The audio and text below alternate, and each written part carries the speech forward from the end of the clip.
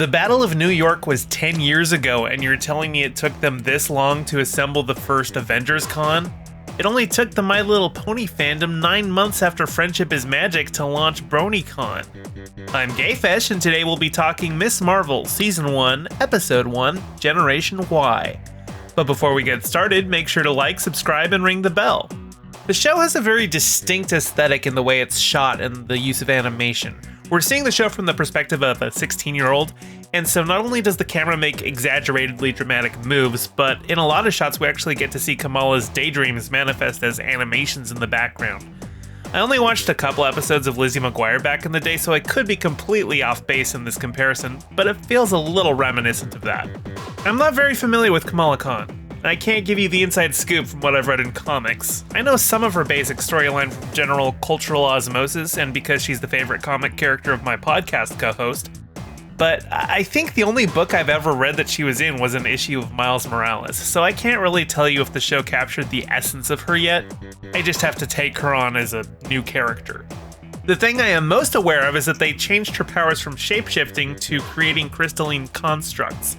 As far as I can tell, there are two reasons for this change. First, it's probably really hard to get that power set looking right, and this is working on a TV budget.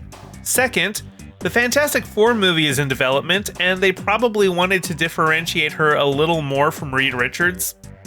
I still think they could have pulled it off, but I'm willing to let the show sell me on this because, and here's where I start into spoilers, she does get her powers this first episode, and one of the ways it manifests is an elongated crystalline arm.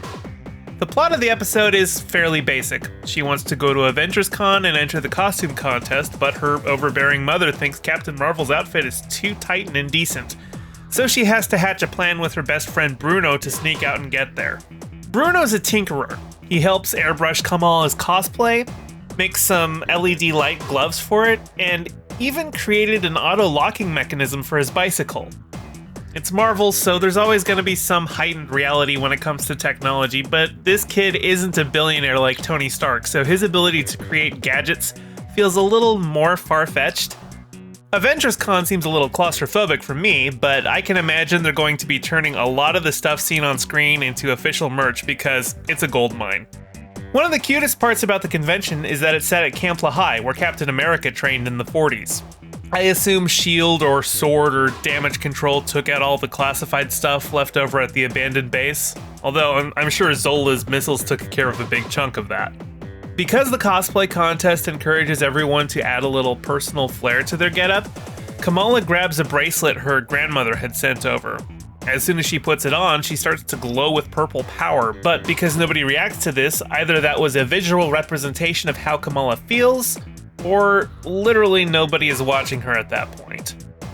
She goes on stage and is immediately able to start shooting out crystals from her hand, which is a great crowd pleaser, until she accidentally knocks over a giant Ant-Man statue's head, which careens through the convention wreaking havoc, and she has to save a classmate from a nasty fall. Because she's wearing a mask the whole time, nobody recognizes her other than Bruno. And because she's only 16 and has never snuck out before, she does a horrible job trying to sneak back in, and her mom's there waiting for her in her room, expressing disappointment in her and saying she just wants Kamala to be herself and stop living in a fantasy world of Avengers.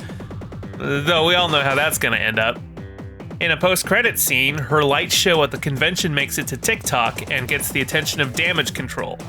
I think they're coming for that bracelet, girl. So what did you think of the episode? How do you feel about the change to her powers? Leave a comment down below. How did Bruno build his own Alexa as a high schooler and program it to respond to Urdu? Did Jarvis's source code leak to a torrent site or something? That's not something you could just make in the cave with a box of scraps. Be sure to like, subscribe, ring the bell, and share the video with your friends. Subscribe to my Patreon to get shouted out in future videos. Check out my Bandcamp for banging tunes, including all the tracks you heard in this video. Follow me on Twitter at GayestFesh, and don't forget to check out my podcast, The Rest of Both Worlds, where I go through Star Trek The Next Generation with a friend who's never seen it. Thank you to all my patrons, with a special shout out to Piftle Cakes and Renee Vorbeck. Your support is greatly appreciated. See you all in the next video.